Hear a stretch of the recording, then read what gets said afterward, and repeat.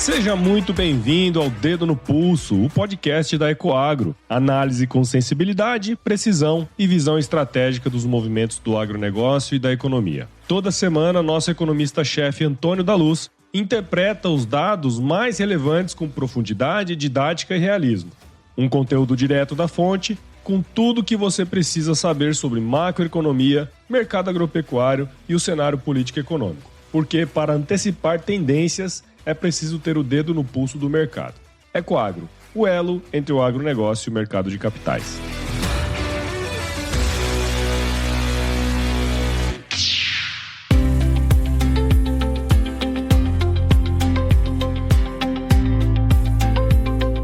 Olá, investidores! Olá, pessoal do agronegócio! Que bom tê-los conosco também nessa semana que vai do dia 20 ao dia 26 de abril de 2026. Sejam todos muito, mas muito bem-vindos ao Dedo no Pulso, panorama macroeconômico e agronegócio, que é um oferecimento da Ecoagro, a maior securitizadora do agro do Brasil. Pessoal, esta é uma semana que temos muitos dados sobre a mesa, de indicadores que saíram na semana passada para avaliarmos, mas também é uma semana que estamos onde temos diversos indicadores bastante importantes também, ou seja, são 2 semanas consecutivas com um olhar muito importante sobre a agenda. Por exemplo, eu estou muito curioso para ver o que a mediana dos meus colegas que informam lá no relatório Focus do Banco Central estão pensando para a inflação a partir desta queda que nós tivemos no preço do petróleo na semana que passou, em particular na sexta-feira passada. Houve uma queda muito significativa e os fundamentos da queda parecem alvissareiros, parecem mais sólidos dessa vez. Embora é uma irresponsabilidade, sem dúvida, alguém apostar com todas as fichas de que a guerra vai ter uma solução para o Estreito de Hormuz agora, enfim, não dá para ter isso na conta. Mas, de fato, nós tivemos o melhor ajuste do petróleo desde o início do conflito. Por que eu estou trazendo esse ponto? Porque logo nós teremos a discussão sobre os juros. E não vai ser nessa semana que estamos, mas vai ser na semana que vem. Então, esta é uma semana que é pré-Copom e ela influencia sim nas decisões dos membros do Copom, que estão olhando evidentemente para o horizonte relevante das expectativas, mas que estão observando também a elevação das perspectivas inflacionárias, estão vendo a desancoragem nascer, como nós mostramos na semana passada, no episódio da semana passada. Agora, com este ajuste do petróleo, com essa queda mais consistente, e com falas de ambos os lados um pouco menos inseguras, nos parece que se abre uma possibilidade de se pensar reduzir juros na próxima reunião e também, quem sabe, um corte de 0,5% e não de 0,25%. Mas para isso nós precisamos ter mais clareza do que vai acontecer lá no conflito. Hoje eu diria 0,25%. Semana passada eu falei a mesma coisa, 0,25%. Essa semana continuo com 0,25%. Entretanto, como nós tivemos algum progresso na semana passada, olha, se tivermos progresso nessa, se tivermos um pouco mais de clareza e uma dose menor de incerteza, quem sabe possamos sonhar um corte de 0,5 ponto na reunião da semana que vem. Agora, nessa semana, nós temos, portanto, o Boletim Focus, que temos que observar com muita atenção, ver como é que o mercado, se ele deu outra estilingada na inflação, na perspectiva, ou se acomodou em virtude do que vimos na semana passada. Nós vamos ter um olhar muito forte sobre a entrada e saída de capital no Brasil, mas não na bolsa, não na carteira, mas na economia real. Nós vamos ver o resultado das transações correntes, que via de regra é negativo, sai mais dólar do que entra, quando nós fazemos o balanço entre balança comercial, balança de serviços, balança comercial sempre positiva, superavitária. Balança de serviços sempre deficitária. E as transferências unilaterais geralmente deficitárias, porque nós temos mais saída de lucros, de dividendos daqui do Brasil para outros países do que o contrário. Afinal de contas, cerca de 60% de todo o dinheiro que circula na Bolsa do Brasil é dinheiro estrangeiro. Então, nós mandamos dividendos e resultados para fora do país. Bom, mas Antônio, não era melhor esse dinheiro ficar no país, ser capturado por brasileiros? É óbvio que sim. Acontece que os brasileiros eles estão, de uma maneira geral, indo para uma outra estratégia, que é a estratégia de ficar rico com Mega Sena e com bets. Que flagrantemente, nós como economistas, a gente fala que apostas, mesmo a Mega Sena, elas são um imposto. Elas são um imposto que as pessoas pagam por serem ignorantes em estatística. Uma pessoa que não é ignorante em estatística, não joga numa Mega Sena, mas de forma alguma, porque a probabilidade de ganho ela é tão baixa, que não há risco-retorno que faça sentido. Inclusive, as Mega Senas mais elevadas, elas costumam ser 0,16 zeros, 1. Esta é a chance de se ganhar. Então, virtualmente, a chance é zero. Ela é zero na primeira casa decimal, na segunda, na terceira, na quarta, até a 10ª casa decimal, a chance de ganhar é zero. Então, nós dizemos que a chance de ganhar é zero, até várias casas decimais depois da vírgula. Então, se você calcular numa calculadora HP12C, vai dar sempre zero a possibilidade, porque nós não temos casas decimais o suficiente para aparecer o 1 ali na ponta. Então, apostas, nós costumamos dizer que elas são impostos que as pessoas pagam por ignorância. E eu acho muito curioso que a imprensa ela gosta de mostrar que está acumulado, que dizer quais foram as dezenas que foram sorteadas. A gente observa isso na TV, no rádio, enfim. Ou seja, isso ainda movimenta o brasileiro, isso ainda é assunto. Lamentavelmente, porque o brasileiro ele é via de regra bastante ignorante em estatística. Então, como nós, como brasileiros, estamos apostando em ficar ricos em jogos de azar, nós terminamos perdendo oportunidades de pegar esse mesmo dinheiro e comprar participações de empresas nacionais. Que eu sei que um jogo custa poucos reais, mas nós temos várias empresas que custam também poucos reais. E se toda semana o pessoal joga, seja em bets, seja em loteria, no somatório disso no ano,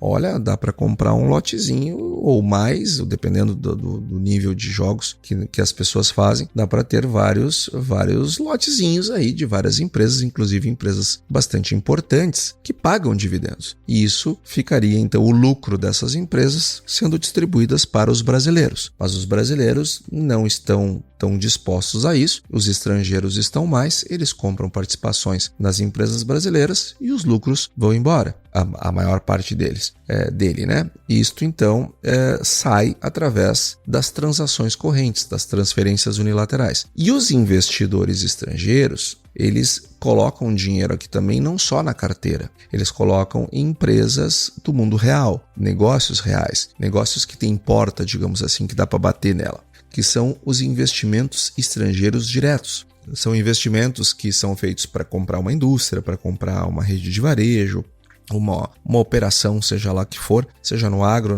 na indústria, nos serviços. Esse tipo de operação é chamada de investimento estrangeiro direto. É quando o estrangeiro entra no Brasil para comprar um negócio real e não uma participação via ações ou então para comprar títulos públicos. Não, ele vem ou títulos de dívida privada, enfim. Ele vem para comprar a empresa. Isso se chama investimento estrangeiro direto. E ele, via de regra, ele é positivo. Nós temos mais entrada do que saída. E a questão é que esses indicadores das transações correntes e dos investimentos estrangeiros diretos, eles têm uma identidade entre eles. Porque eu preciso fazer com que o investimento estrangeiro direto pelo menos cubra a saída, porque desse modo nós conseguimos ter equilíbrio no mercado de câmbio. E o Brasil precisa ter equilíbrio no mercado de câmbio, até para que nós não tenhamos um colapso, por exemplo. Vou dar um exemplo de um país que teve desequilíbrio no mercado de câmbio, saiu mais do que entrou.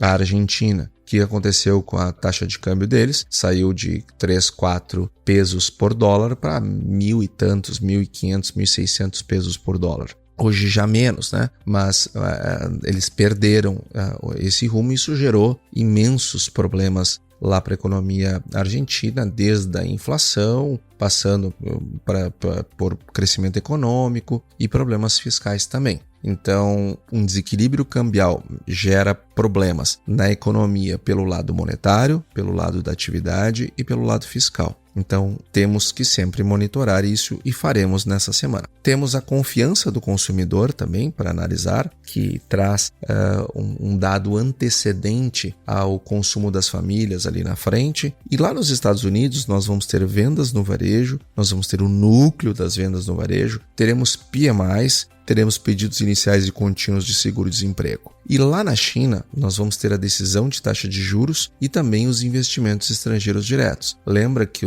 lá na China estamos observando desinvestimento estrangeiro já há bastante tempo, teremos uma nova leitura. E como estudo especial dessa semana, eu quero trazer uma preocupação muito grande, algo muito importante da nossa economia, que o mercado sabe que nós temos esse problema, mas que neste momento ele está em segundo plano, bolsa subindo, câmbio caindo, mas o mercado é assim. Ele coloca os pesos na balança e vê para que lado a balança está pendendo no momento. E no momento, a balança está pendendo para o fato de estarmos num ciclo de redução de juros, e quando os juros são descendentes, a bolsa sobe, todo mundo sabe isso funciona no planeta inteiro. Então tem muito combinado com o momento de saída de capital dos Estados Unidos por conta das políticas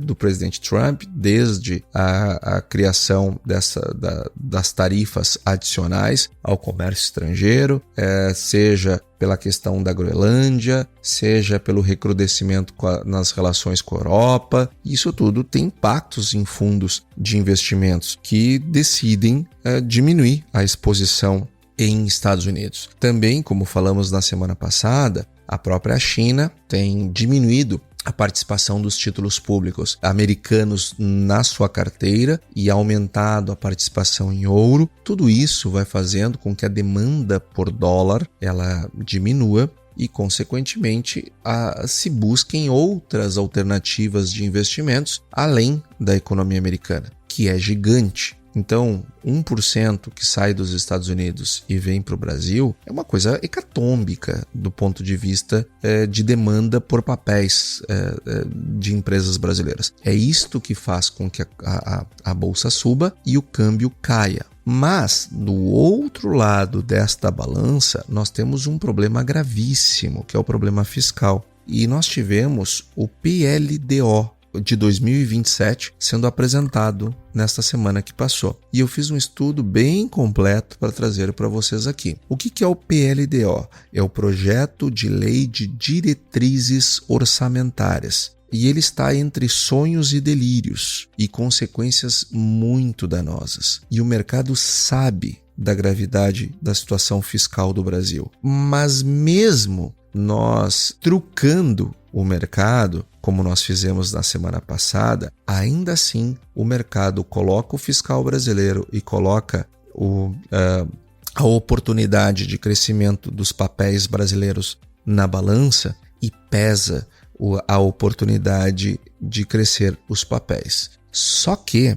os investimentos que estão sendo feitos em carteira no Brasil, como a compra de ações, eles são recursos especulativos. Eles não vêm para construir um país, eles vêm para buscar oportunidades. Já o dinheiro que vem construir o país, este se preocupa mais com o outro lado da balança, porque olha para questões estruturais e não para questões conjunturais. E, lamentavelmente, na manhã do dia 16 de abril, na semana passada, um ministro do governo Lula, ele sentou numa roda de café com jornalistas no Planalto e ele disse a seguinte frase, literalmente, abre aspas para o ministro: se tiver que aumentar o endividamento do país para salvar a economia popular, tem que fazer, fecha aspas. O ministro é o ministro José Guimarães, da articulação política. Aquele mesmo que é desbancarizado, aquele mesmo que não trabalha muito com bancos, que faz transações inclusive estrangeiras sem bancos. Saiu um dado de cidadania financeira do Banco Central, eu vou trazer na semana que vem os principais resultados, que dentre eles fala da bancarização. A gente tem mais de 96% dos brasileiros bancarizados. Mas o ministro José Guimarães, da articulação política, nós sabemos que ele é um cidadão desbancarizado, porque chega a fazer transações estrangeiras sem o uso de bancos. Como é que eu sei disso, né? Porque ele foi pego com dólar na cueca. E pessoas que usam a cueca para transportar dólares ao invés do sistema bancário é porque é uma figura desbancarizada. E além de desbancarizado, ele também é bastante sem noção, porque nós estamos com um problema gravíssimo fiscal e ele me sai com essa. Se tiver que aumentar o endividamento do país para salvar a economia popular, tem que fazer. Dizendo isso na mesma semana que o FMI projetou a dívida brasileira em 100% do PIB em 2027. Então repita comigo, o ministro de articulação política do governo federal, no mesmo dia em que o FMI projetou a dívida pública brasileira em 100% do PIB em 2027, disse sem qualquer constrangimento que se precisar endividar mais, endivida, numa medida absolutamente eleitoreira, demagógica, populista e extremamente irresponsável. Nós estamos caminhando por um problema muito grave, que quando o suco da redução dos juros tiver sido todo consumido, na hora em que o mercado entender que chegamos num piso de taxa de juros, este dinheiro ele vai ir embora com a mesma velocidade que ele entrou. E aí a balança vai se inverter. Aí o peso do fiscal, que hoje está em segundo plano, ele vem para o centro do debate. Só que o que nós estamos fazendo? O Brasil está aproveitando esse entretenimento do mercado, sobretudo do investidor estrangeiro, com a perspectiva de redução de juros, para fazermos o tema de casa, tirarmos a sujeira debaixo do tapete, organizarmos a nossa casa para que quando o mercado tenha utilizado, tenha aproveitado todo o cenário de redução de juros. Bom, agora eu não tenho mais essa vantagem. O Brasil não conta mais com essa vantagem. Bom, agora eu vou olhar para o real da economia. Eu vou olhar para o fiscal. Bom, ele vai olhar e vai dizer, não, peraí, o Brasil fez tema de casa, não, parece a sala ela tá arrumada, ela tá aparentemente arrumada, então, mas deixa eu ver se tá limpa, mas deixa eu ver se eles não botaram essa sujeira debaixo do tapete. Não botaram, não. Pô, debaixo do tapete não tem sujeira, tá tudo bem. Vamos seguir apostando nesse país, vamos então seguir com o nosso dinheiro aqui, vamos manter uma taxa de câmbio mais baixa, vamos manter uma perspectiva de crescimento econômico mais elevada. É isso que nós deveríamos fazendo, mas não é isso que estamos fazendo. E a fala irresponsável do ministro da articulação política, José Guimarães, o desbancarizado que carregava dólar na cueca, ele me sai com esta em pleno ano eleitoral. Então, gente, eu quero deixar marcado aqui a minha opinião e a minha posição, porque lá na frente vocês vão lembrar desse episódio. E vão lembrar, e vão entender o porquê que o mercado não está olhando para o fiscal agora. Vão lembrar, poxa, verdade, o mercado não botou o fiscal no centro da problemática porque justamente tinha uma perspectiva de redução de juros que dava muito mais resultado do que o risco de olhar para o fiscal. Mas chegamos lá no piso do juro, agora o fiscal vem com toda a força para o centro do debate. É assim que funciona a economia. É assim que se movimentam os capitais. Então, nós precisamos entender. Lembra que no ano passado o fiscal estava sendo extremamente discutido? E agora parece que o problema fiscal acabou? Não, pessoal, o problema fiscal não acabou. É que veio um outro assunto, que é muito mais interessante e está muito mais momentâneo, ele é muito mais relevante neste momento do que a questão fiscal. Mas ele tem pouco combustível. O problema fiscal tem muito combustível. Por isso que me preocupa demais essa situação. E eu vou falar disso, vou trazer uma análise bastante completa do PLDO para que fique bastante clara a nossa posição e você saiba, aqui no Dedo no Pulso, você saiba o que foi para o Congresso. O que o Ministério do Planejamento, que é quem elabora o projeto de lei orçamentária, trouxe de mais relevante que você precisa saber nesta semana, porque quando estourar o problema fiscal, ninguém que está aqui no Dedo no Pulso tem o direito de dizer que não sabia. Sabia sim, porque nós tratamos muito antes do problema acontecer.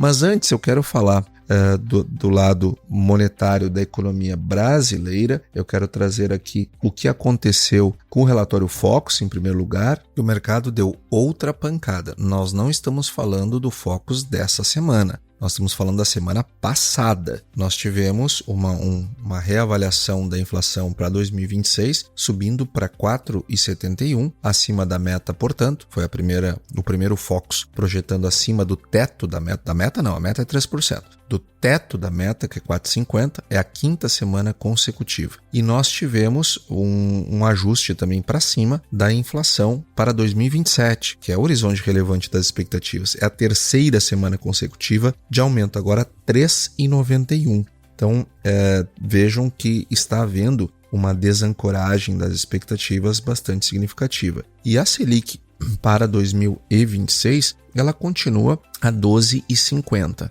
A perspectiva média do mercado, e 10,50 para o ano de 2027, ou seja, não houve nenhuma alteração nessa expectativa. Agora, quando nós olhamos para o PIB, ele se mantém igual, 1,85 e 1,80 para o ano que vem, portanto, bastante baixas as expectativas. E nós tivemos o IGP-10. O IGP-10 ele veio com um aumento muito grande nessa semana. O IGP-10 ele mede os primeiros 10 dias, o acumulado dos primeiros 10 dias do IGPM. Então, ele veio com um crescimento de 2,9. Gente, olha que pancada, 2,9. Então, se preparem para um IGPM muito forte vindo nesse mês. E o IGPM, ela é uma inflação que mede o atacado, a evolução dos preços no nível do atacado e que, obviamente, se transmite para varejo lá na frente. Então, bastante preocupante, 2,9 no único mês. Já a nossa atividade econômica, nós tivemos o IBCBR, que é o Índice de Atividade Econômica, medido pelo Banco Central, que veio com um crescimento de 0,6, um belo crescimento surpreendente, inclusive acima da expectativa, que era 0,5. Agora, a PMC, que é a Pesquisa Mensal do Comércio, lembra o que eu disse na semana passada, qual era a minha expectativa? Lembra que eu falei que a minha expectativa é que fosse de desaceleração? E sabe o que aconteceu? Desaceleração. De 1,6, que é o crescimento acumulado em 12 meses. Lembrando que lá nessa mesma época do ano passado, nós tínhamos um crescimento de 3,6. Hoje, nós temos em janeiro 1,6 e agora fevereiro desacelera para 1,4. Então, de janeiro para fevereiro, que é o último mês da PMC, nós estamos em abril, mas o último mês de PMC, Pesquisa Mensal do Comércio, ela se refere a fevereiro, 1,4, desacelerando de 1,6 para 1,4. Em fevereiro do ano passado estava 3,6. Então, o acumulado do crescimento da PMC, ele é menos da metade do ano passado. Percebe que a PMC ela é super importante para a formação do PIB, porque PMC e PMS são as pesquisas mensais do comércio e a pesquisa mensal de serviços, então que são relevantes para a formação do PIB do setor de serviços, que é a maior parte do PIB brasileiro. Então, nós estamos vendo uma desaceleração muito severa no comércio e isto preocupa muito. E quando eu olho para a PMC ampliada, que é a pesquisa mensal do comércio ampliada, qual é a diferença da PMC para a PMC ampliada? PMC que é a PMC restrita, ela não tem uma abrangência tão grande. A ampliada, ela abrange mais. A PMC restrita, ela foca no comércio de bens não duráveis e também semiduráveis. Ela monitora o desempenho de segmentos como supermercados, como alimentos, bebidas, tecidos, vestuários, calçados, livros, artigos farmacêuticos. Tudo isto é o varejo restrito, que são bens não duráveis ou semiduráveis, por isso que pega esses segmentos. Já a PMC ampliada, ela pega o restrito e amplia, adicionando outros segmentos que aí são bens duráveis, como é o caso de venda de veículos, de motos, de partes e peças, de materiais de construção. Então, a PMC ampliada, ela é maior, ela é mais significativa, inclusive, para o comportamento do PIB. E o varejo ampliado, ele costuma ser mais volátil, porque veículos e materiais de construção dependem muito de financiamento. Então ele tem uma resposta à política monetária mais intensa do que o varejo restrito, porque trata de itens básicos do consumo das pessoas. Então, a PMC ampliada, ela está em 12 meses com uma queda de 0,4%. Então, nós estamos tendo menos vendas desses itens da PMC ampliada, de bens duráveis, portanto, do que nós estávamos tendo no ano passado. Isso não é desaceleração de crescimento, isso é decrescimento. Então vejam como nós estamos numa situação que preocupa e preocupa muito. A nossa economia está desacelerando e não é pouca coisa. Já a PMS, que é a Pesquisa Mensal dos Serviços, ela teve um crescimento de 0,10 em fevereiro e acumula em 12 meses um crescimento de 2,7. E os serviços eles são bem mais estáveis, não? A parte mais estável do crescimento econômico. Em fevereiro do ano passado estava 2,9, agora está 2,7. Então também apresentando decrescimento. Por isso que o primeiro trimestre de 2026 ele deve ser mais baixo, deve crescer menos do que o primeiro trimestre de 2025. E nós estamos vendo aqui no Dedo no Pulso, semana a semana, isto acontecer. Por que está havendo essa desaceleração? Por conta desses indicadores que nós temos mostrado semana a semana. Então, quando sair o dado do PIB do primeiro trimestre, não se surpreenda, ninguém vai se surpreender. E ele só vai sair depois que sair os dados de março, que é no mês que vem. Então, nós vamos ter o PIB ao final de maio e início de junho, que é quando nós vamos ter o primeiro trimestre com todas essas séries já computadas. Então eu estou mostrando para vocês, já mostrei janeiro, já mostrei fevereiro. Falta março que sai no mês que vem. Mas o que eu estou esperando para o mês que vem? Mais desaceleração ainda. Falando dos Estados Unidos, lá a atividade ela mostrou uma produção industrial que no mês de março não é fevereiro, lá é março, uma queda de 0,54 em comparação ao mesmo mês do ano, ao mês imediatamente anterior, e em 12 meses desacelerou para 0,74. A indústria americana, pelo segundo mês consecutivo, apresenta desaceleração. Mas, por outro lado, o seguro-desemprego, os pedidos contínuos, continuam com níveis mais baixos. 1.820.000 pedidos acumulados de seguro-desemprego no período. Enquanto os pedidos iniciais foram de 207.000 nesta semana, um dado também em níveis mais baixos. Nós não estamos vendo problemas lá nos Estados Unidos do ponto de vista de emprego. Agora, a atividade medida pela indústria, ela desacelerou. Essa semana vai ter vendas no varejo, vamos ver o que vai acontecer. Já olhando do lado monetário, aí sim temos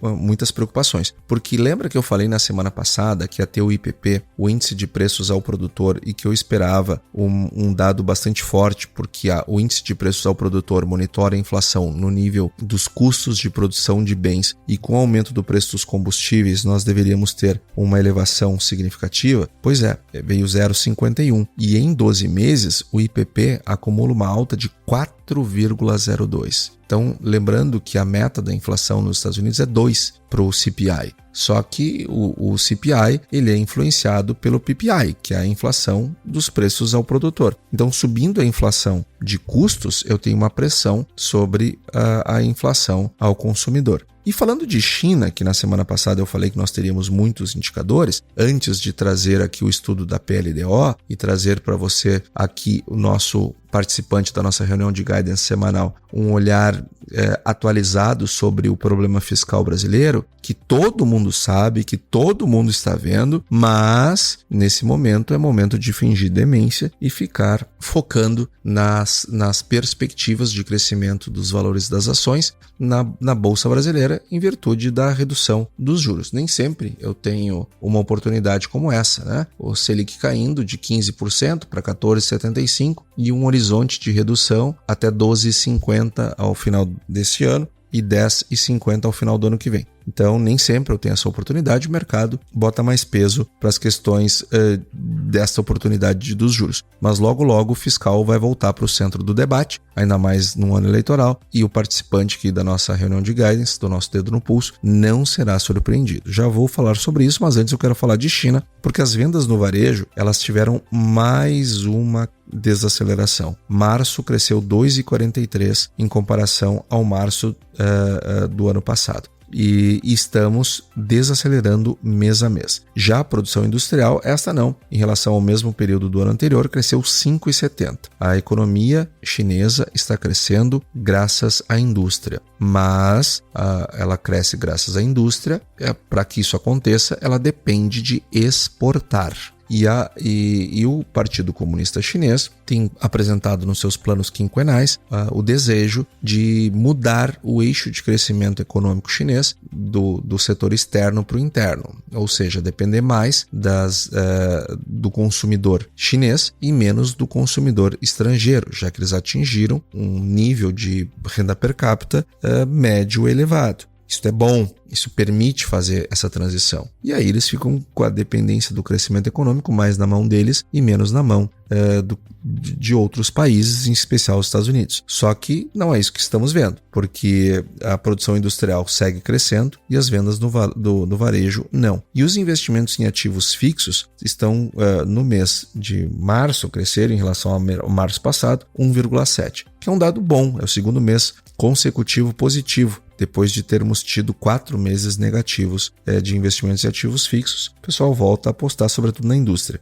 E isto fez com que o PIB do primeiro trimestre lá na China tivesse crescido 1,3% e em 12 meses, em 4 trimestres, de 4,5%, que foi o fechamento do ano anterior, de 2025, agora acumula em 4 trimestres, graças a esse crescimento do primeiro trimestre, um crescimento de 5%. Esse é o dado apresentado pela China, lembrando que o Financial Times fez uma longa reportagem colocando em dúvida esse indicador. Todo mundo sabe que esse cálculo do PIB da China é meio suspeito. Agora, é fato, não há dúvida, que o crescimento das exportações ancora o crescimento chinês. E a taxa de desemprego lá na China voltou a subir, sobretudo entre jovens. Ela estava 5,3% no mês de fevereiro e no mês de março, dado que saiu na semana passada, aumentou para 5,4%, em boa parte por essa desaceleração no varejo. Já olhando o lado monetário, o preço dos imóveis voltou a cair, que é a variação do preço médio de imóveis em vendas repetidas das mesmas propriedades.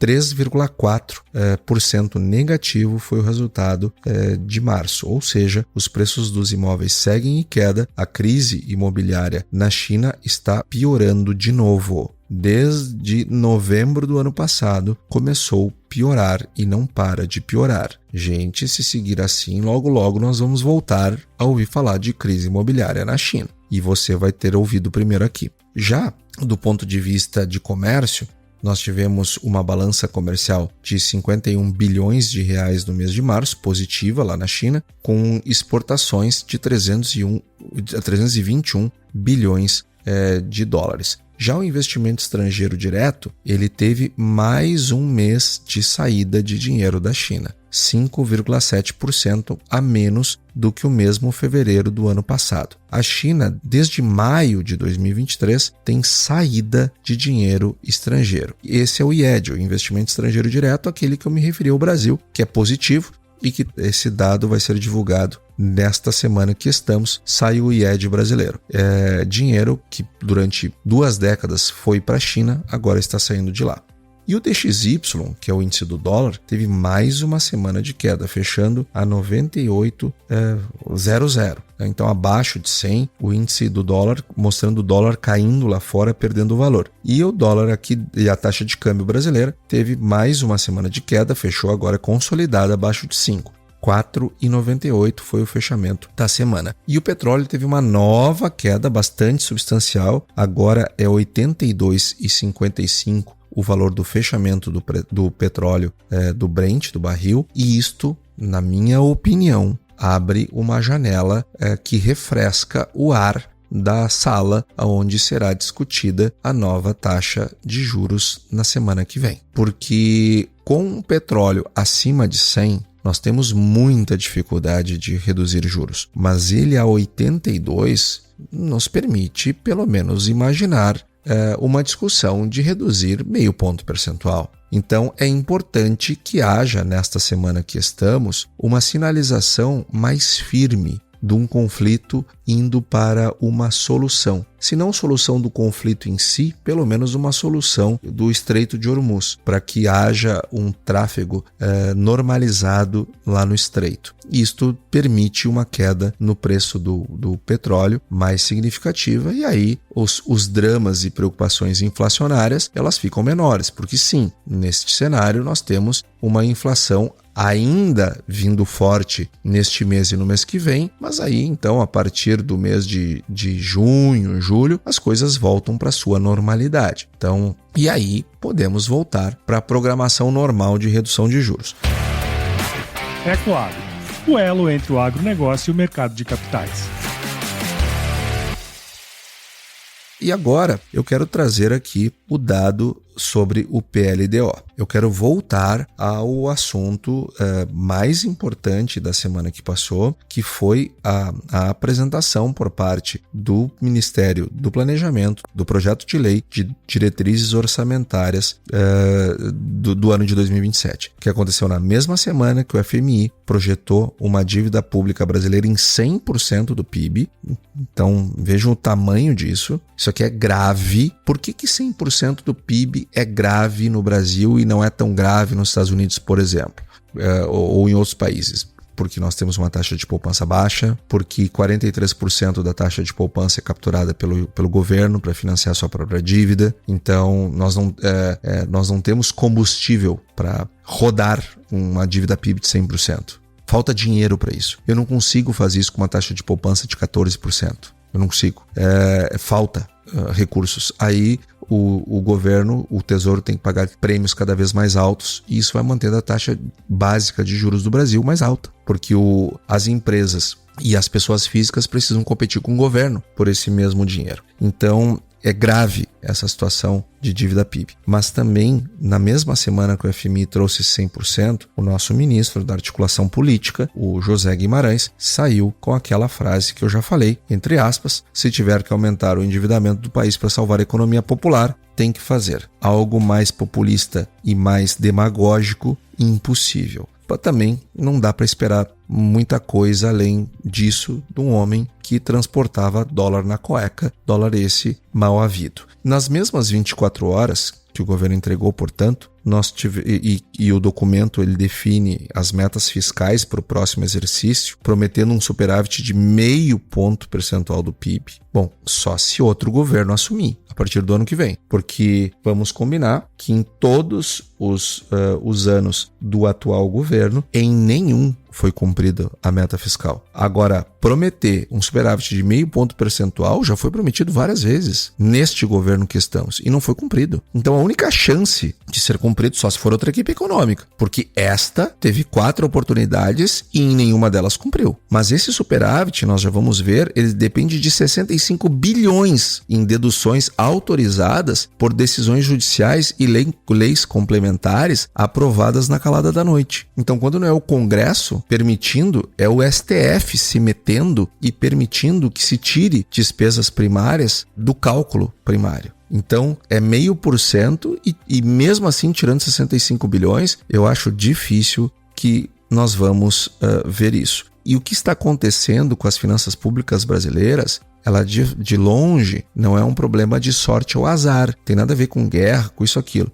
Não é uma questão conjuntural, é um padrão de mau comportamento fiscal. Que o ministro José Guimarães, ele apenas expressou um sentimento médio que permeia a esplanada dos ministérios e o Palácio do Planalto. Então, para entender o que o Guimarães disse, é preciso entender esse contexto imediato. O governo vinha, nas últimas semanas, tomando uma série de medidas de subsídio direto em resposta ao choque de preços do petróleo provocado pelo conflito no Irã. Mas, na verdade, ele não estava fazendo isso para evitar que uma marolinha virasse uma grande marola. Não, foi o tiro de largada para poder gastar no ano eleitoral. Foi a grande desculpa. Ele já tinha isentado PiscoFins sobre o biodiesel e o querosene de aviação, tinha anunciado a subvenção extra ao diesel e ao gás de cozinha, que nós já discutimos aqui na semana passada, e estava estudando estender o subsídio para a gasolina também. E o Guimarães, ele disse no café da manhã que o governo trabalha com a hipótese de que o conflito dure 2 meses. Todas as medidas estariam calibradas para esse prazo, mas ele também reconheceu que há incerteza, e nesse contexto que saiu essa frase sobre o endividamento. Agora, o problema não é necessariamente a frase em si, isolada, mas um choque externo sério, ele pode sim justificar um aumento temporário da dívida para estabilizar a economia. É claro que pode, mas é justamente por causa disso que eu falei aqui em outras oportunidades, é que nós temos que fazer uma poupança para gastar. É justamente em momentos prévios à crise que eu organizo o meu fiscal, eu economizo para justamente ter margem para fazer medidas anticíclicas. O problema é que quando nós não tínhamos problema nenhum no Brasil, o governo gerou problemas fiscais e consumiu o espaço fiscal que nós poderíamos usar num momento de dificuldade. Então, não é uma heresia fiscal fazer uma medida anticíclica, desde que nós tenhamos criado as circunstâncias anteriormente, o que não é o caso. E também nós temos um outro problema que é o nosso histórico. Esse governo já entrou com a PEC da transição em 2022. Lembra que nós já discutimos sobre isso? Um rombo fiscal já em 2022, na PEC da transição entre governos, que furou o teto dos gastos em 168 bilhões de reais, antes mesmo de tomar posse. E desde 2023, depois de ter rompido o teto dos gastos, trocou o regime fiscal para o arcabouço fiscal. E nenhuma meta fiscal foi cumprida sem que essa régua fosse movida. Ou seja, se eu não consigo resolver o problema do preço do litro da gasolina, eu baixo o litro da gasolina para 750 ml. Isso é uma metáfora, óbvio, mas foi isso que o governo fez. Se eu não consigo cumprir o resultado fiscal, então eu tiro despesas primárias, que aí eu resolvo o problema. Aí eu diminuo as despesas primárias, aí a conta fecha. Ou se aproxima de fechar, que foi o caso, porque o governo não cumpriu em nenhum ano. Ele ficou movendo a régua para poder o resultado não ser tão dramático. E o resultado nominal de 2025 ele foi de déficit de 1,06 trilhão, 353 bilhões acima do que a própria LDO de 2025 tinha projetado. Então veja que o governo não cumpre minimamente as metas que ele mesmo se impõe. Então cada novo choque externo ele vira uma justificativa para mais e mais gastos. E cada nova crise vira uma porta de entrada para mais um subsídio, ainda mais no ano eleitoral. E quando um ministro de um governo como esse, num histórico horroroso como este que nós temos, diz que se tiver que aumentar, a dívida aumenta, o mercado lê isso como não como uma gestão anticíclica responsável, ele lê como uma sinalização de que o arcabouço fiscal vai ceder mais uma vez. E aí então eu quero trazer os principais pontos da PLDO. O que o Ministério do Planejamento entregou ao Congresso Nacional para 2027? Vamos colocar os números na mesa porque para o ouvinte que acompanha o Dedo no Pulso, são esses dados que importam para as decisões de crédito, de hedge, de investimento, de visão de câmbio de longo prazo, de juros de longo prazo e assim por diante. A meta de superávit primário para 2027 é 0,5 ponto percentual do PIB. Esta é a meta. Em valores nominais, significam 73,2 bilhões positivos. Na primeira leitura, parece razoável, o governo prometendo um superávit depois de anos de déficit. Mas a minha leitura aqui é que o PLDO, o Ministério do Planejamento, está prevendo uma mudança de governo, uma mudança de equipe econômica, porque esta equipe econômica não faz esse resultado. Tanto é que não fez. Quando as coisas estavam bem, a economia crescendo um monte e vínhamos de um superávit primário de 2022, não fez? Imagina agora. De que jeito vai fazer? O problema é o que está por baixo desse número. Desses 73 bilhões de superávit, 65 bilhões vêm de deduções autorizadas, sobretudo pelo Supremo. Os precatórios que o STF permitiu pagar por fora do limite das despesas. O que o Supremo Tribunal Federal fez foi um absurdo, um abuso, um retrocesso, uma ignorância do ponto de vista econômico. Eu não vou discutir aqui o quão letrado são eles para as questões constitucionais, porque existem inúmeros constitucionalistas e juristas que botam muitos ministros do Supremo abaixo da linha da miséria em termos de qualidade jurídica e de interpretação da Constituição. Mas não vou entrar nessa discussão. Eu não sou um deles. Eu não sou jurista e nem constitucionalista. Eu sou economista. Mas como economista, eu posso afirmar com toda certeza e clareza a ignorância dos ministros do Supremo Tribunal Federal sobre fiscal dói de ver.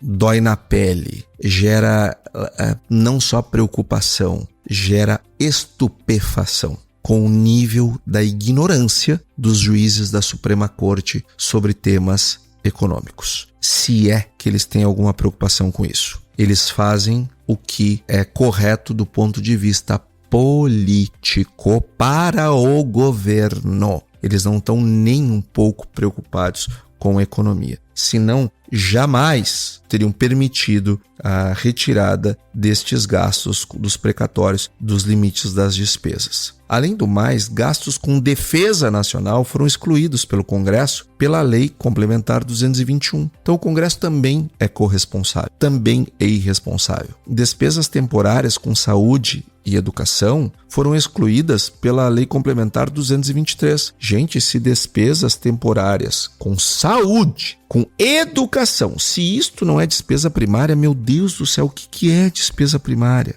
Mas através da Lei Complementar 223, o Congresso Nacional tirou da conta. Então o Congresso também é irresponsável. O Congresso não é melhor do que este governo. E isso precisa ficar claro. Quando a gente soma precatórios, Lei Complementar 221, que excluiu os gastos de defesa, e a Lei Complementar 223, que excluiu despesas temporárias com saúde e educação, eu tenho 65,7 bi excluídos dos 73,2 de superávit. Então o resultado primário real, sem esses malabarismos, não é de 73 bilhões, é de 8 bilhões. E não é 0,5% do PIB, é 0,05% do PIB, 1/10 da meta anunciada. Então, o governo aqui, ele está mentindo para a sociedade através do PLDO. E aí eu vou pegar outras opiniões. Vou pegar, por exemplo, os economistas da Warren, onde tem lá o Salto, que é o economista-chefe da Warren e já foi presidente do IFE, da Instituição Fiscal Independente do Senado. Então, uma pessoa que tem um entendimento desse fiscal importante, uma voz que precisa ser ouvida neste debate, mesmo que eu não concorde com ele numa série de outras agendas, sobretudo no que diz respeito à reforma tributária, condição de política monetária, mas fiscal, de fato, ele é uma voz que precisa ser ouvida. E eles disseram que a estabilidade da dívida exigiria um superávit de ao menos 2% do PIB. E quanto é que o governo está entregando? 0,05%. Se entregar, né? E também que essas metas são pouco críveis na ausência de medidas de ajuste fiscal estruturais. A Tatiana Pinheiro, da FGV, ela apontou que as premissas do PLDO estão, abre aspas, muito fora da realidade. Fecha aspas. O governo projeta um PIB de 2,6 para 2027. E aqui a Tatiana traz um outro ponto muito importante. As premissas que o governo está utilizando são absolutamente irreais. Agora não são falas da Tatiana, são minhas. O governo projeta um PIB que hoje o mercado não trabalha com ele, uma inflação que o mercado não trabalha com ela e níveis de taxa de juros que o mercado também não está trabalhando com elas. Então ele pegou e fez um cenário mega otimista para que essas contas parassem em pé. dessem esses 73,2 bilhões. E como nós já vimos, eles não são 73,2, eles são 8 bilhões apenas. E mesmo assim, está chegando em 8 bilhões, colocando valores de PIB, de inflação e de juros que não vão acontecer. Então, o governo está projetando 2,6% de PIB. O Focus, 1,8%. O governo projeta 10,5% de Selic. O mercado prevê 11,5%. Então, cada ponto percentual a mais de Selic custa 80 bilhões em despesa com juros. Então, só aqui já foi para o brejo o PLDO. E tem mais.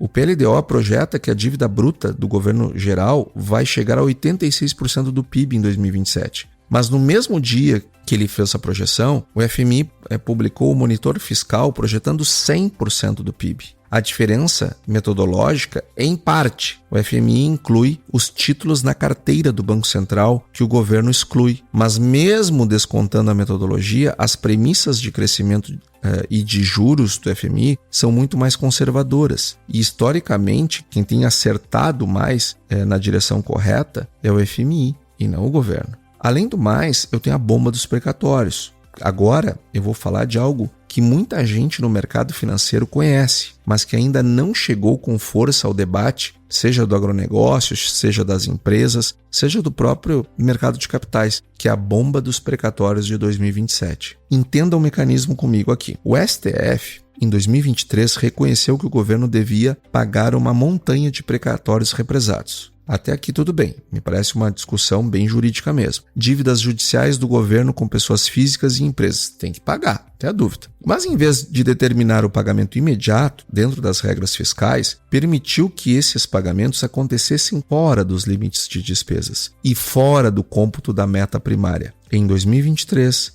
em 24, em 25 e 26. Isso gerou um impulso fiscal imenso que ajudou a sustentar o crescimento do PIB nesses anos, não tenha dúvida. Mas a janela fecha em 27. A partir daí, os precatórios voltam ao orçamento. E voltam com força, porque são 124,3 bilhões em 2027, contra 55 em 26. Então percebe que os precatórios para o ano que vem são mais do que o dobro de 26. E olha como o STF é politiqueiro. Olha como o STF ele chafurda numa lama, não só de questões relacionadas à corrupção e coisas do tipo. Ele chafurda em politicagem, em demagogia, em populismo, em tomar partido de governos. O STF ele decidiu que essa regra de tirar do cômputo valia somente para o governo Lula. 2023, 24, 25 e 26.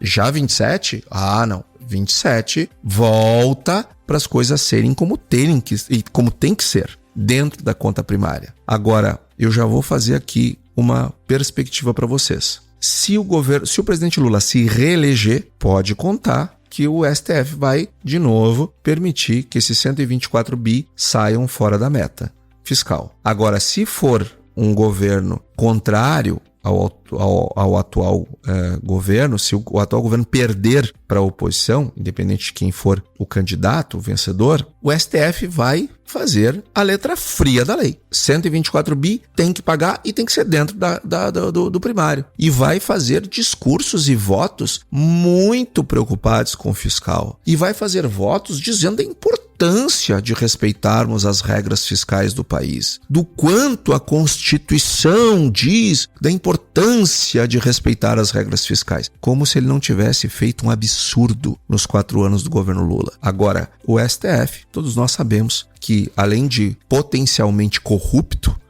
de ignorante em questões econômicas, ele é extremamente politizado. O que é uma lástima, uma Suprema Corte jamais pode agir dessa maneira. Por isso, e eu não estou fazendo nenhum ataque às instituições, eu estou fazendo aqui um ataque a alguns ministros que estão investidos do cargo, que eu não tenho a menor dúvida que não estão à altura do cargo que exercem. O problema não é o Supremo Tribunal Federal. O problema são alguns ministros que vestem toga e não deveriam vestir. Jamais deveriam ter ido para o Supremo Tribunal Federal, porque ao longo do tempo demonstraram a falta de envergadura para assumir aquele papel. Mas vamos seguir aqui. O efeito imediato é que as despesas discricionárias, que são aquela verba de livre manejo para os ministérios, para custeio, para infraestrutura, tudo que mantém a máquina funcionando, inclusive os recursos para o Plano Safra. A parte de equalização de juros do Pronaf, por exemplo, o seguro rural, está tudo aqui nas despesas discricionárias. E lembra que eu falei lá atrás que o Plano Safra seria um desastre porque estava faltando recursos discricionários? E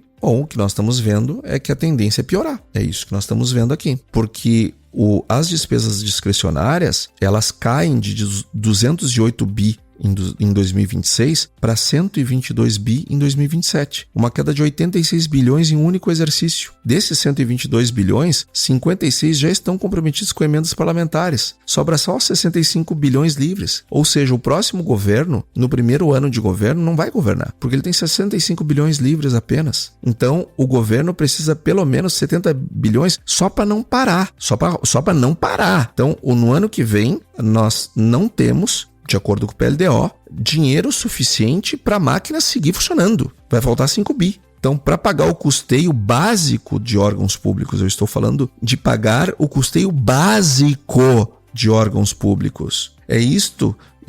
Nós estamos vendo um risco de shutdown. E isso não é um exagero. Isto é o que está mostrando o projeto de lei de diretrizes orçamentárias. Um shutdown para o ano que vem. E em 2028 e 2029, a situação piora mais, porque nós temos 132 bilhões e 144 bilhões em precatórios, respectivamente. E o espaço discricionário, ele vem convergir para zero. E isso tudo é previsível. Esse documento está no próprio PLDO. E o governo que entrar em 2027 receberá essa conta no primeiro dia de trabalho. E eu ainda tenho as questões de previdência e os gastos sociais, que é a raiz do nosso problema. Mas para entender melhor o quadro fiscal brasileiro e entender por que ele é estruturalmente difícil e não apenas uma questão conjuntural, nós precisamos olhar 2 itens que respondem por mais da metade do orçamento federal: previdência e assistência social. Previdência e assistência levam a metade do orçamento do governo. O regime geral de previdência social, que é o regime geral dos trabalhadores do setor privado, encerrou 2024 com um déficit de 320 bilhões de reais. A Receita cobriu apenas 66% das despesas, exatamente 2/3. Ou seja, 1/3 ficou de fora.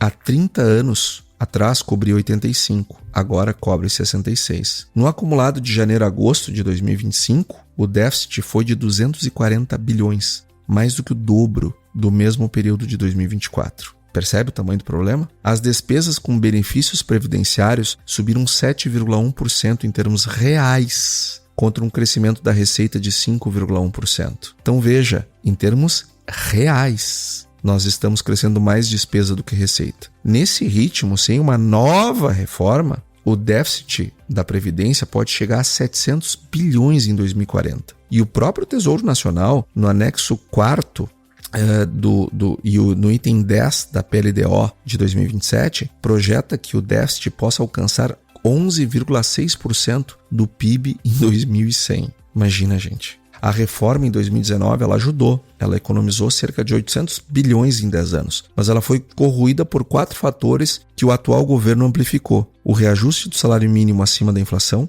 Cada R$100 que aumenta o salário mínimo custa 23 bilhões por ano em benefícios atrelados. E eu não acho errado aumentar o salário mínimo, eu acho errado atrelar o salário mínimo à Previdência. Isto é o problema. Então, a Previdência Rural, onde a Receita cobra apenas 4% da despesa, nós gastamos 186 bilhões e arrecadamos 8,6 bilhões no setor. O MEI, que representa 12% dos contribuintes, mas apenas 1% da arrecadação previdenciária, é outro problema. E o envelhecimento da população não para e só vai piorar. E aí nós vemos para assistência social, que o quadro também é preocupante. Os gastos nominais com essa função triplicaram de 2019 a 2025. Triplicaram assistência social. Claro, né? Os governos têm que se reelegerem. De 92,8 bi para 285 bilhões. Um crescimento de 208% entre 2019 e 2025. 208% de gastos com assistência social. O BPC, que é o benefício de prestação continuada, cresceu 22% em beneficiários só no atual governo. De beneficiários, de 5,1 milhões de títulos eleitorais para 6,3 milhões de títulos eleitorais beneficiados com o BPC. O custo mensal ultrapassou 10 bilhões, gente, por mês a partir de janeiro de 2025. E o próprio secretário do Tesouro Nacional, Rogério Seron, ele disse em público que uma despesa obrigatória crescendo consistentemente a 2 dígitos é, abre aspas, absolutamente inviável. O secretário do Tesouro deste governo, desta equipe econômica. E em 2026, ano eleitoral, nenhuma dessas questões vai ser enfrentadas. Você acha que vai ser enfrentado esse problema esse ano? Pelo contrário, só tende a piorar. Os programas não vão ser cortados. O salário mínimo vai subir de novo e não vai ser desvinculado da Previdência. O BPC vai crescer de novo. E um ministro pode acordar numa manhã e dizer que se precisar endividar mais, endivida, como disse o José Guimarães. E o que isso significa para quem está aqui na nossa reunião de guidance? Primeiro, juro alto por mais tempo. A trajetória da dívida que o FMI enxerga de 100% do PIB em 2027 e 106% em 2031, isso no cenário sem estabilização, deixa bem claro, é incompatível com o Selic na casa de 1 dígito. Se nós seguirmos tendo uma dívida PIB dessa magnitude, nós não vamos ter mais Selic de 1 dígito, infelizmente. Pelo menos não o juro neutro, né? Só em caso de, entrou em recessão. Bom, aí até pode acontecer, mas depois logo volta para 2 dígitos. A taxa de juro neutra do Brasil está subindo, ela não está caindo. Quem planejar seu custo de capital com Selic a 7 em 2030, como o governo projeta a PLDO, provavelmente vai errar o orçamento, vai errar o valuation, vai errar o que estiver fazendo. Segundo, o câmbio. Câmbio estruturalmente pressionado é o que temos com uma dívida PIB tão alta, porque a combinação de dívida crescente, primário frágil e juros reais elevados não favorece a apreciação cambial no médio prazo. Pelo contrário, para o setor exportador, inclusive o agronegócio, o câmbio depreciado ajuda a receita em reais, não tenha dúvida, mas precifica insumos importados, fertilizantes, máquinas, num nível acima. O hedge cambial fica mais caro e mais necessário também. Terceiro, o risco de disrupção fiscal em 2027. Se o próximo governo assumir sem solução para os precatórios e sem espaço discricionário, a pressão por medidas emergenciais, como tributação de exportações, cancelamento de desonerações do agro, revisão de regimes especiais, só aumenta. Eu não estou dizendo, aumento também da tributação sobre JPC, juros sobre capital próprio, sobre dividendos. Eu não estou dizendo que vai acontecer, eu estou dizendo que é um risco que precisa estar no cenário de qualquer analista que olhe Brasil em 2026. Tem que estar esse risco no seu radar, que está aqui no dedo no pulso toda semana. Então, eu não estou dizendo que vai acontecer, eu estou dizendo que se não houver nenhuma medida que controle isso, provavelmente vai acontecer. Quarto, o debate das reformas vai se intensificar após outubro de 2026, eu não tenho dúvida. Quem ganhar a eleição vai receber uma conta de difícil solução, e é uma solução que não tem como fazer sem dor. A discussão sobre previdência rural, sobre BPC, sobre abono salarial, sobre o tamanho do Estado vai voltar com força e vai afetar os setores diretamente. E eu quero terminar com um pensamento que me acompanha há alguns meses olhando para essas projeções. O Brasil não está em crise fiscal declarada. O Tesouro Nacional, ele tem caixa. A demanda por títulos públicos é constante. O mercado de crédito funciona. Ninguém vai decretar insolvência soberana amanhã. Mas existe uma diferença importante entre insolvente e insustentável. Um país pode ter uma dívida crescendo, juros corroendo o orçamento, previdência se deteriorando e programas sociais se expandindo sem avaliação por anos, sem entrar em colapso imediato. O problema é que a cada ano que passa sem enfrentar os nós estruturais, o custo da solução sobe. O espaço para o inevitável ajuste diminui. E a conta que a próxima geração vai pagar fica cada vez maior. Quando um ministro diz que se tiver, abre aspas, se tiver uma dívida, se tiver que endividar mais, endivida, fecha aspas. No mesmo dia em que o FMI projeta 100% de dívida PIB para 2027 e no mesmo dia que o governo entrega um PLDO com 65 bilhões em maquiagem contábil, não é uma declaração infeliz apenas. E ela demonstra um padrão de gestão que começou em 2023 e não parou mais e só tem piorado. Esse padrão, ele tem nome na literatura econômica. Esse padrão tem nome e é bem conhecido. Ele se chama dominância fiscal. Ela acontece quando a política fiscal pressiona a política monetária, quando o Banco Central é acusado de manter os juros altos para compensar um fiscal que não se ajusta, quando o debate sobre a dívida vira acusação ao BC em vez de reflexão sobre despesas, e a credibilidade da âncora fiscal vai murchando. E o dedo no pulso dessa semana, ele está infelizmente acelerado, e por razões que vão além da guerra no Irã, mas ele é absolutamente necessário. Então, veja o que está acontecendo e se preocupe com o que está acontecendo. Porque na hora que o mercado ele virar o fiscal, ele virar o olhar do lado positivo que nós estamos vendo de vir dinheiro para o Brasil para comprar papéis absolutamente de forma especulativa, enxergando uma queda dos juros ali na frente, isso tudo é maravilhoso, mas tem data para acabar. Isso não se sustenta ao longo do tempo e nós precisamos estar atentos para estas mudanças. E quem está aqui no dedo no pulso estará pronto e a nossa mudança e o nosso entendimento e a nossa preparação, ela não começou hoje, mas sem dúvida hoje demos mais um passo. Com isso, gente, eu encerro o Dedo no Pulso dessa semana. Desejo a todos uma excelente semana e até semana que vem. E aí, você gostou desse podcast? Se gostou, considere compartilhar este episódio com alguma pessoa que irá se beneficiar deste conteúdo e nos ajude a alcançar mais pessoas. O roteiro e apresentação deste episódio foi do economista-chefe da Ecoagro, Antônio da Luz, a produção do Agro Resenha e a edição do Senhor A. Saiba mais sobre a Ecoagro em www.ecoagro.agr.br. Ecoagro, o elo entre o agronegócio e o mercado de capitais.